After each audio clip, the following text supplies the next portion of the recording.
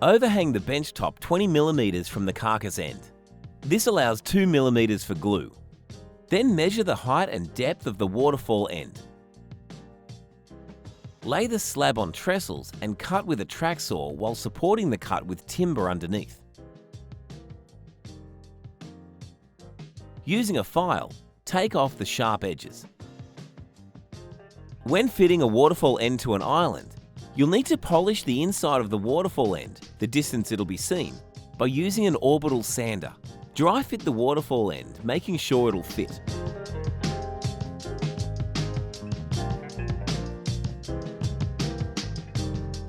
Apply T-Rex glue or silicone to the join and the back of the Mirostone. Then adjust the panel into place.